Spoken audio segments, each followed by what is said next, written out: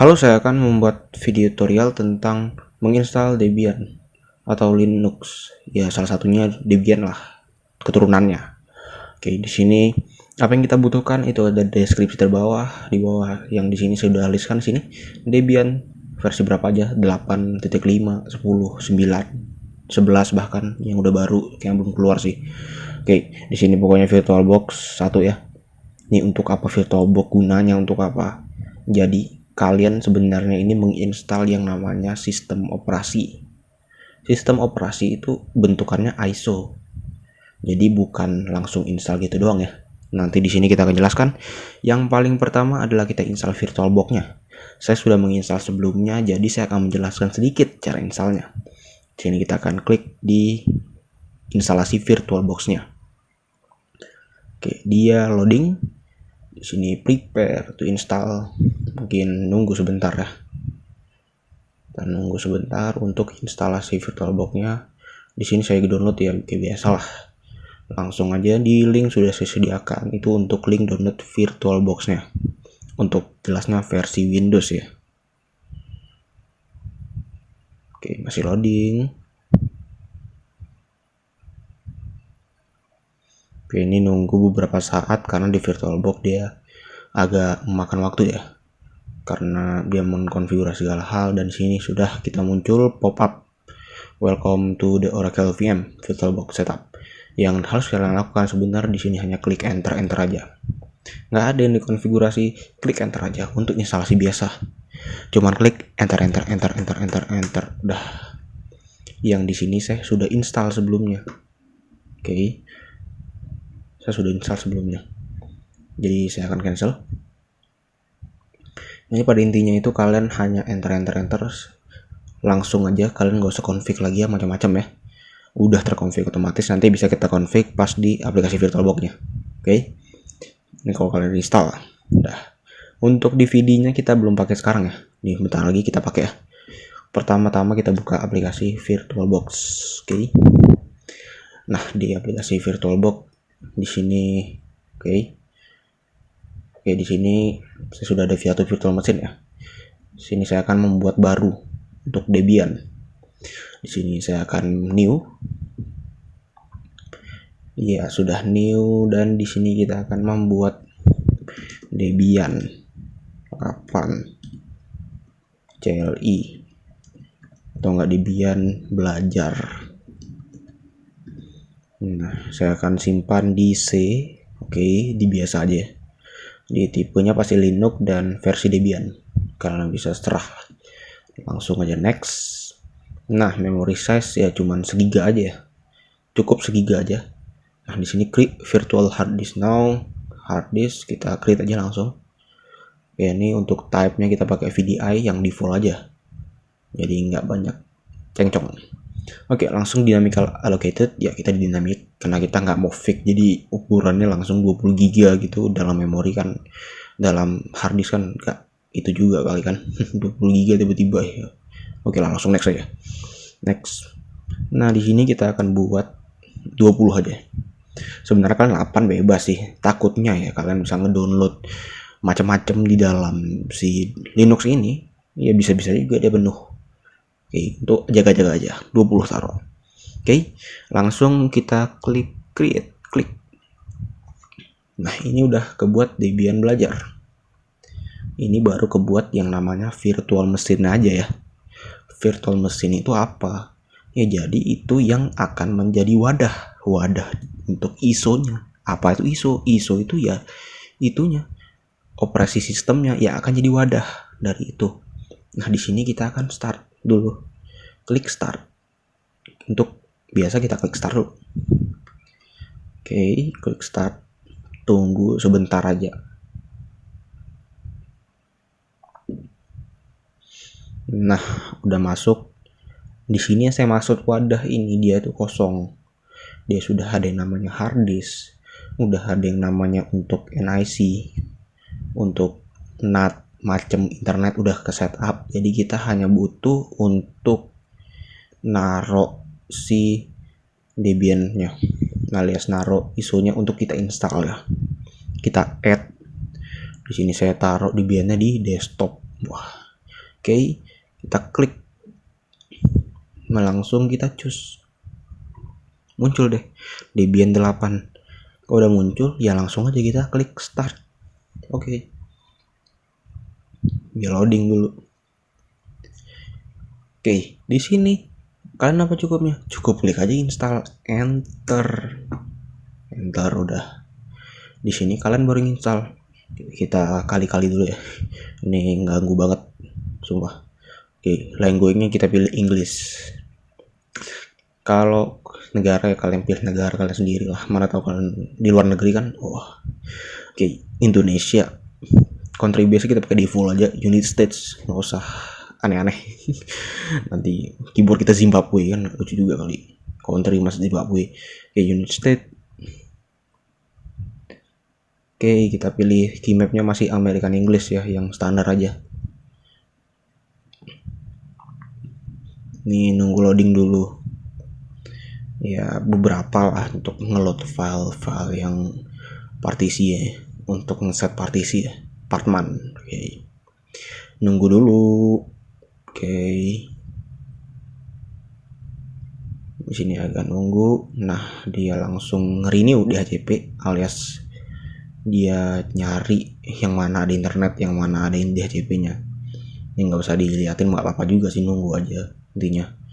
Oke, kita kalau misalnya ditanyain gini, name server address. Name server address ini sebenarnya nggak usah sih. Kenapa nggak usah? Ya karena kita bisa ngesetnya saat udah selesai installnya. Nggak mesti kita set dari sini. Kita set dari sini aja, kita set untuk base alias set untuk dasar-dasarnya aja. Kayak partisi macam-macam. Di sini kita klik continue aja alias kita klik enter. Di hostname kalian bebas. Hostname misalnya saya taruh popon gitu. Ya udah, enter langsung. Domain name kalian mau taruh sekarang atau mau taruh nanti, kalau misalnya nggak ngerti nggak usah dulu, ya udah kita klik enter aja, kita bisa set nanti. Oke, enter. Nunggu. Ini untuk root password. Apa itu root? Cukup kalian kasih aja passwordnya. Root password itu kita kasih dulu 1, 2, 3. Saya kasih ya, yang paling mudah aja 1, 2, 3 ya.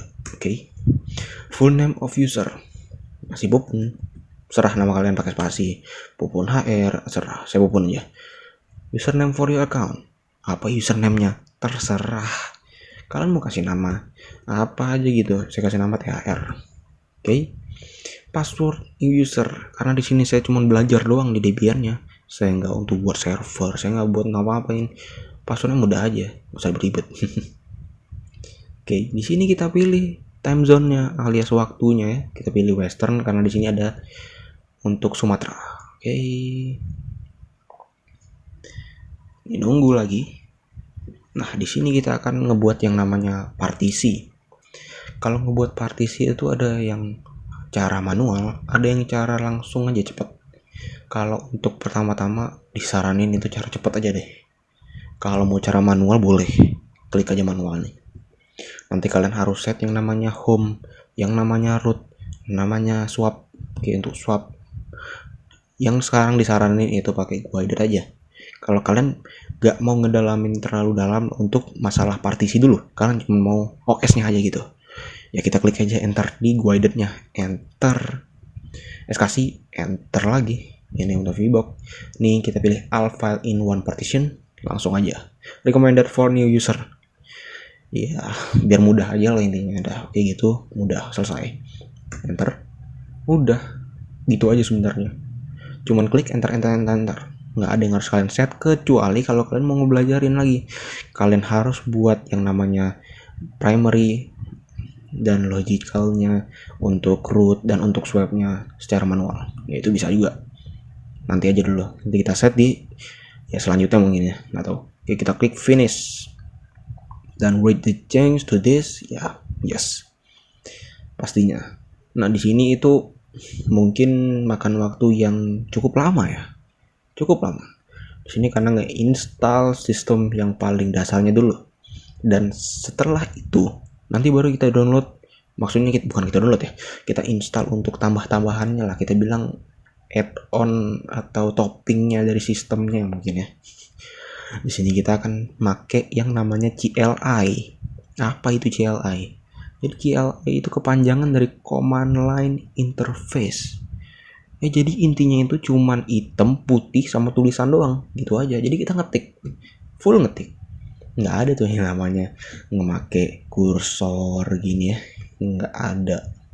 Jadi full command line. Jadi ngapain kita belajar command line? Itu tuh berguna banget kalau misalnya kita udah memanage server yang ya sebenarnya server emang pakai command line bagusnya. Untuk apa command line? Ya karena ringan satu. Habis itu langsung to the point. Nggak klik-klik. Oke sih. Jadi dari maksud kok bisa dia langsung terinstall di dalam sebuah Windows ya? Kan saya pakai Windows nih kan. Kok bisa dalamnya ada Debian? Nah ini dia canggihnya virtual machine. Ini tuh namanya teknologi virtualisasi. Teknologi virtualisasi ini ya begini teknologinya. Kalian itu bisa nginstal apapun selama prosesor dari laptop kalian atau komputer kalian itu ngedukung. Ada yang namanya virtualization teknologi. Virtualization teknologi itu udah banyak sih dipakai di laptop manapun, emang udah semua lah gitu, wajib lah gitu. Sama komputer, virtualization teknologi itu yang wajib kalian enable di BIOS. Oke. Jadi kalian harus masuk BIOS. Kalau misalnya nggak bisa nginstal, kalian masuk BIOS. Enable dulu, oke. Di sini kita configure the package manager, scan and download CD or DVD. Ya cukup klik aja no. Network mirror kita klik no juga. Kenapa saya buat itu? Karena saya akan konfigurasinya itu nanti aja. Setelah install saya konfigurasi. Oke, di sini participate ya kita nggak usah lah. Bisa survei ngapain? Kita cuma install doang belajar. Nah ini dia yang saya maksud untuk topping-toppingnya, tambah-tambahan lah gitu. Karena yang saya mau install CLI, di sini ada yang nama Debian Desktop Environment. Environment ini maksudnya tampilan. Ya kalau kalian mau CLI nggak usah. Kalau kalian mau pakai tampilan ya bebas. Pilihlah antara Gnome, XFCE, KDE, Cinnamon, Mate, LXDE, serah. Oke, di sini kita pakai cuman cukup aja standar system utility. Ya standar aja gitu. Oke, langsung klik aja enter, udah. Di sini yang lumayan lama sih karena kalian nginstal yang tadi kalian minta, apalagi kalau kalian nginstal GUI ya. GUI itu yang paling makan waktu sih menurut saya. Yang paling makan waktu itu GUI. Karena kalian harus install yang namanya untuk apa tuh? Untuk service-servicenya macem lah yang harus kalian install. Di sini cuma sebentar aja. Paling beberapa menit udah selesai nih. Oke. Kita nunggu sebentar, sambil nunggu yang ngopi-ngopi bebas sih. Ya terserah lah ngapain. Oke. Kita nunggu lagi. Oke, lanjut dari yang maksud si virtualization technology. Ya ini maksudnya itu ngejalanin sebuah mesin di dalam sebuah software. Ya dalam Windows lah gitu. Maksudnya ini sebenarnya ini komputer. Cuman kita bilang ini virtual computer. Ya ini sebenarnya sama aja kayak komputer biasa ya.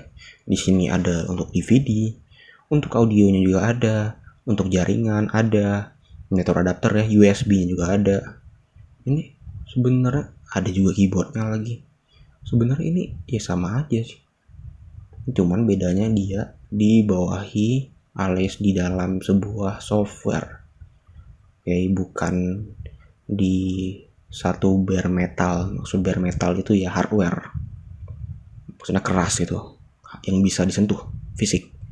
Oke. Di sini install the group bootloader to the master. Yes. Jadi kalian kalau ngebut itu kan pasti yang namanya kalian menekan power on itu pasti ngebut. Oke, kita pilih dev SDA ya. Oke. Yang namanya ngebut ya harus masuk ke sistem kan. Nah ini gunanya grup bootloader. Oke. Installation complete, udah continue. Langsung aja. Ini kalian langsung restart, reboot ke OS kalian alias Debian 8. Oke, udah selesai gini doang ya.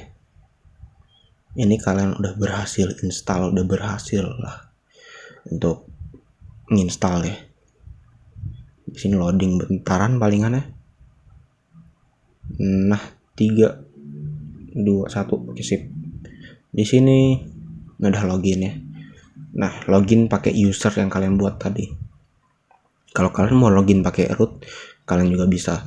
Oke, di sini saya akan jelasin sedikit maksud apa itu root, apa user biasa.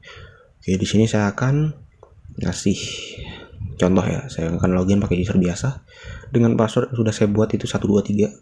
Oke, saya bilang terus passwordnya karena ini emang cuma belajar doang ya. Oke, di sini kita udah jadi user biasa. Ya, cuma user biasa doang. Kenapa user biasa? Karena kalau misalnya kita ngedit sebuah sistem, ini kita bilang file system ya. Misalnya kita edit kernel. Oke, kernel direct oke. Oke. Misalnya kita edit untuk salah satu file kernel ya. Untuk update grup. Di sini adalah satu file kernel. Nah, di sini udah muncul ya. With 26 line warning no write permission. Kenapa nggak bisa gitu? Karena user kalian itu terbatas. Oke. User kalian ini cuma terbatas doang. Jadi hak untuk user kalian untuk memodifikasi sistem itu nggak ada. Oke. Jadi sini saya akan mencoba untuk yang namanya jadi root. Exit. Kita exit. Nah, di sini kita akan login sebagai root. Nah, root juga lambangnya beda ya. Kalau tadi kan $, $, gitu kan. Itu untuk user biasa ya. Kalau kita ini jadi root, kita pwd, ini root. Dan ini kita langsung ada hashtag tagar ya, tagar. Maksudnya logo tagar itu root. Maksudnya gimana? Kalau kita ngedit file system, ini file system yang ada di Etsy ya. Misalnya kayak kernel, pos, rm, di. Oke, kita masuk. Misalnya kita ngedit ya salah satu file aja. Oke, di sini udah bisa diedit. Gak muncul kan yang namanya write permission denied apa gitu, nggak muncul kan. Jadi itu aja bedanya sih root sama user biasa. Ya, root kita bilang administrator, user biasa tuh ya basic, dia cuma bisa gitu-gitu doang. Oke, udah segitu aja.